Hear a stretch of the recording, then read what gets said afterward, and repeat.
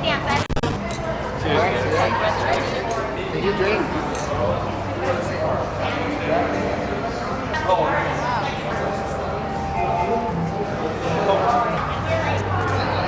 We'll get the office secretary.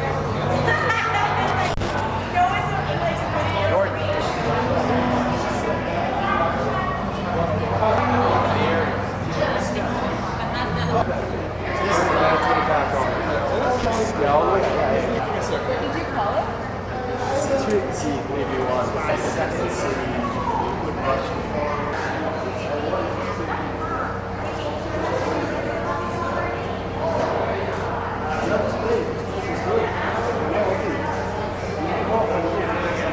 Been to the same one? Cambridge? They give you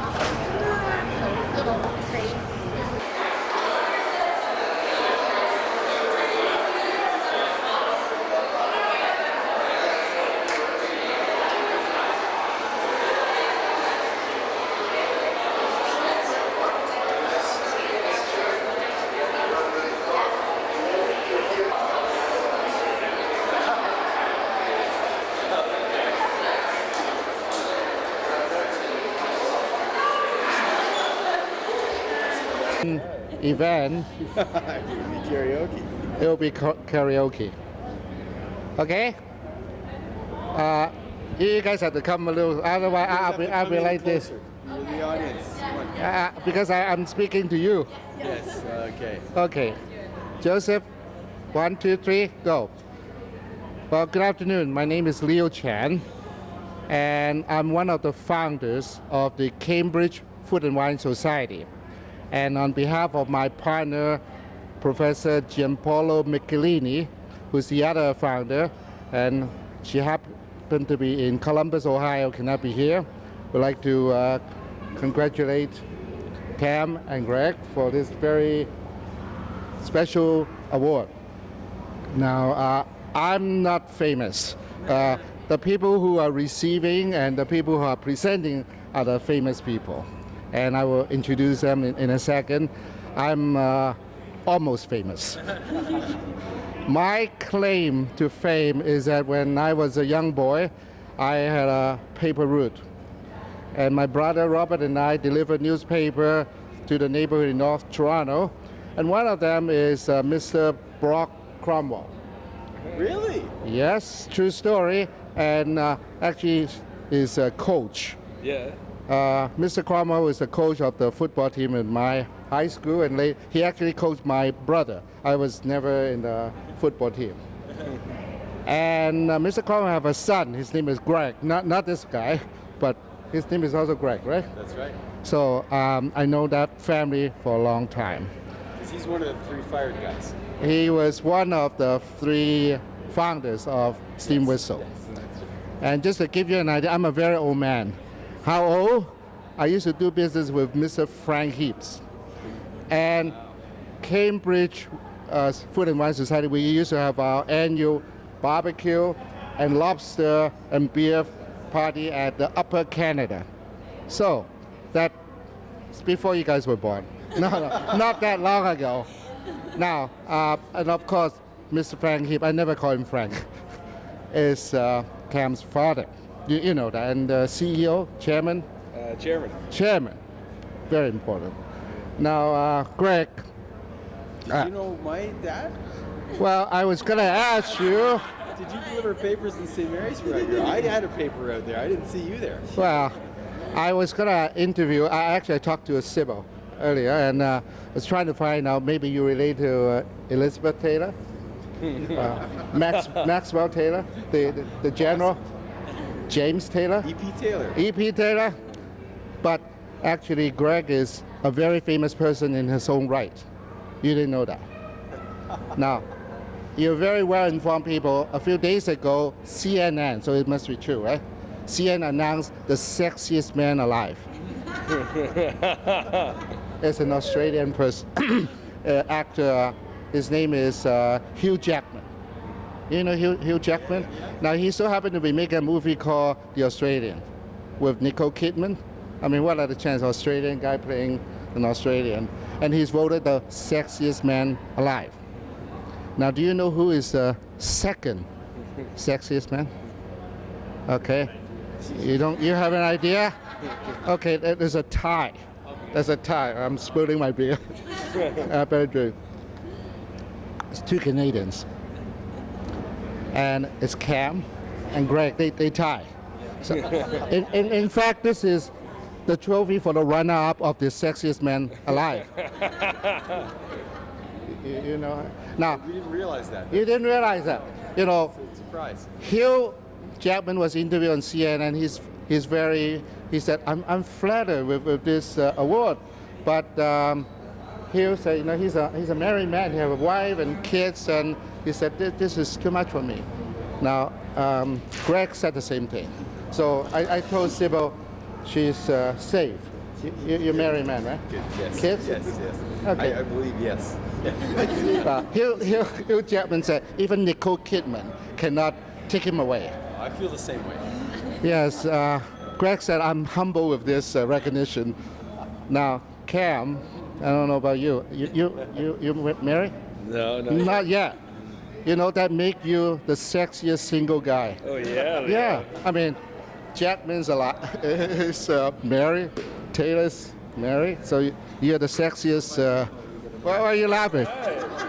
Winnie, we're partying tonight. Yeah. Now, I want you to know to get this kind of recognition, there's a lot of responsibility. You know, men will come up to you seeking advice. You know, young boys and old men, and not to mention the women. You know, everybody want to know the sexiest bachelor alive. No, but in all honesty, and I can be very, very serious. Maybe you can. It's amazing what one beer will do to you. You know? Yeah, imagine if I work here, then I'll be in big trouble. The reason why we're here today, and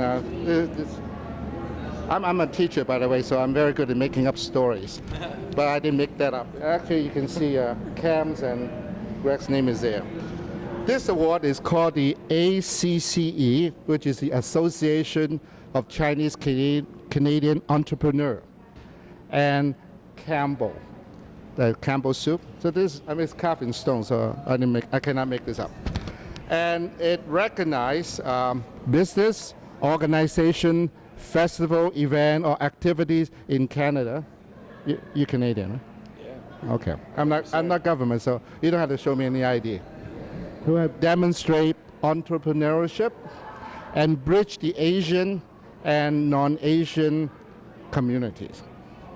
Now, Steam Whistle have support many events, and I just checked with Sybil, so this is all real.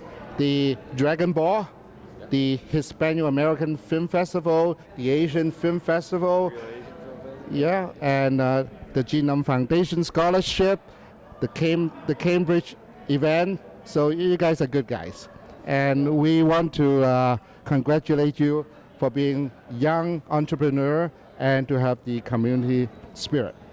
And with that, I'm gonna pass on to somebody who's more official, the president of the ACCE, Ryson. Ryson, you want to say a few words?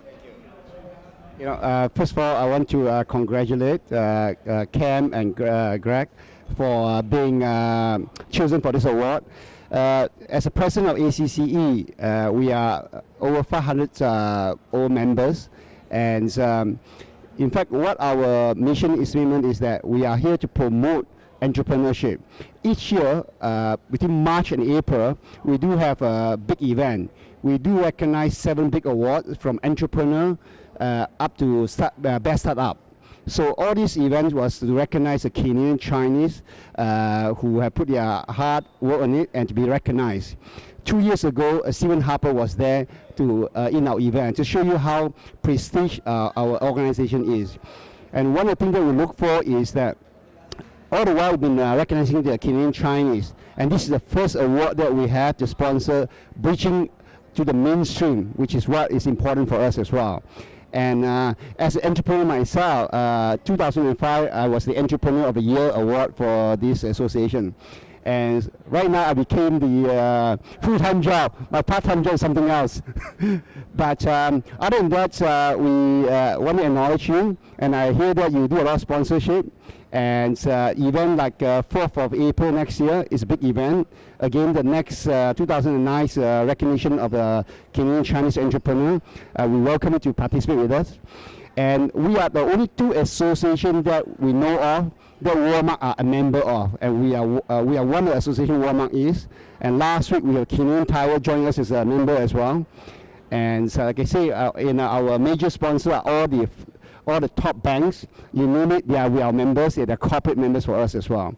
So again, I want to congratulate you. Again, you are part of our own association, recognizing the people who is young and successful, and you're not bored.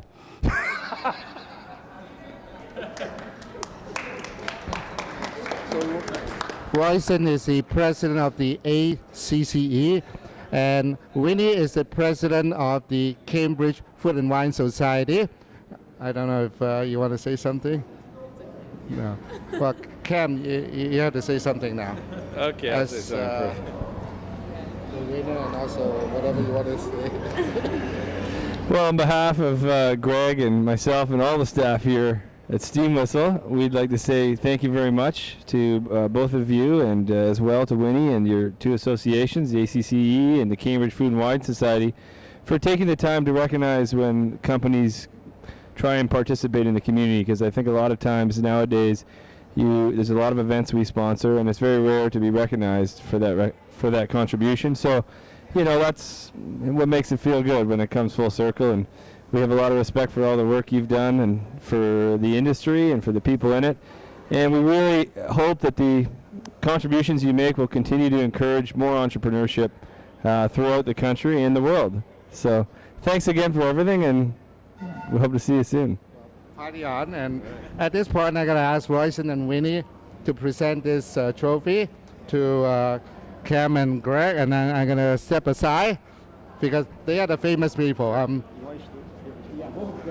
So, Karen, you tell us how to do this properly.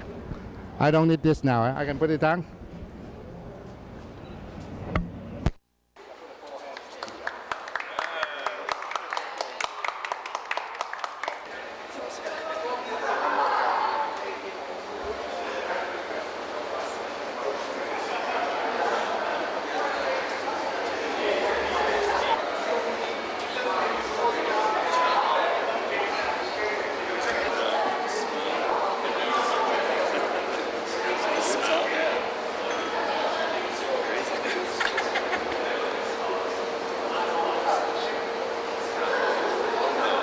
Joseph is putting all your picture on Google.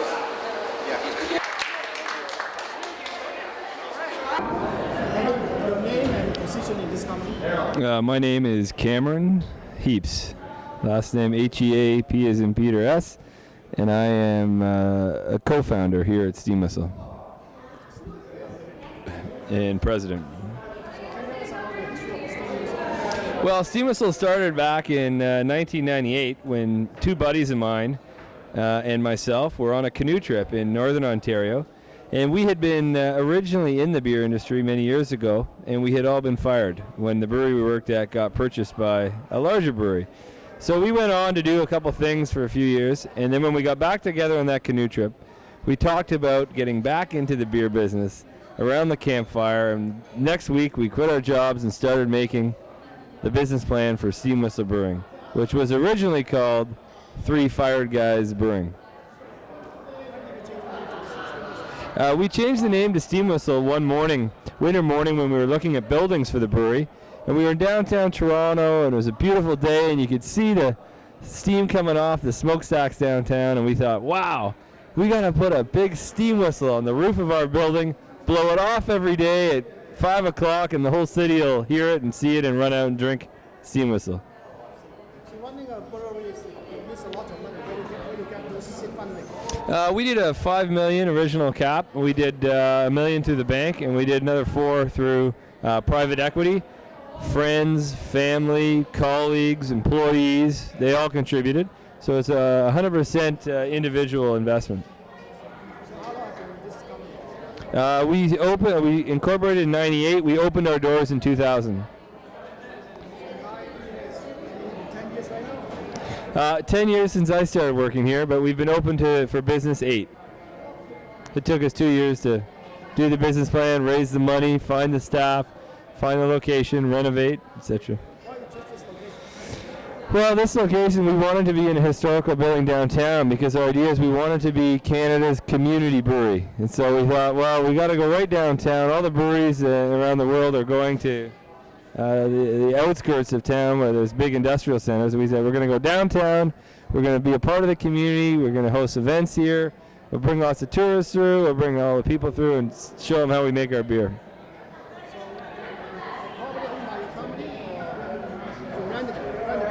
This property is owned by the City of Toronto. It's a National Historic Site for Canada, and it housed all the steam locomotives that helped build this nation. How many different kinds of beer you make? Just one. Always have and always will make just one beer. Because we feel that way we know we can make it the best way possible.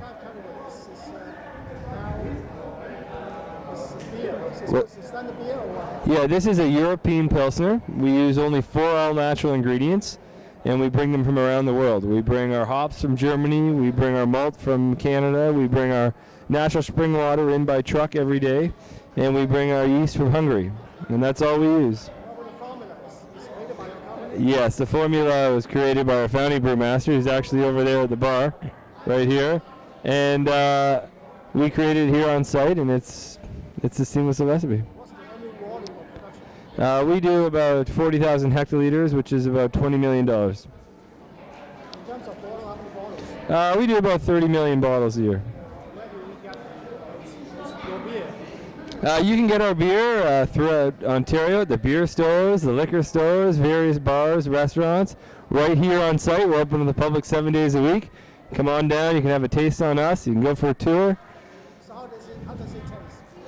Delicious. It's cool, crisp, refreshing, a nice hop front, and finishes with a little maltiness and a clean, refreshing finish. So besides Toronto, can we get the beer in some other cities? You can get it in all the cities in Ontario as well in Alberta, and we're just going into British Columbia. Any planning for exporting? Once we have distributed product in all the provinces of Canada, then we'll start looking at exporting the beer. For the last 10 years of operations, any happiness, any sadness to share with us? Well, the greatest joy every day, to be honest, is coming to work with a bunch of people who love what they do and together pursuing our dream of being Canada's best beer. So no downturn, no difficulties. No, everything's good. People are still drinking. Any ambitious plan for the next 5 years? Well, the next 5 years, we'll probably put a brewery in the west, probably in Calgary, so that we'll be able to supply a greater deal of volume out there. Any website, contact? Yeah, we have a great website, www.steamwhistle.ca. Thank you, Joseph.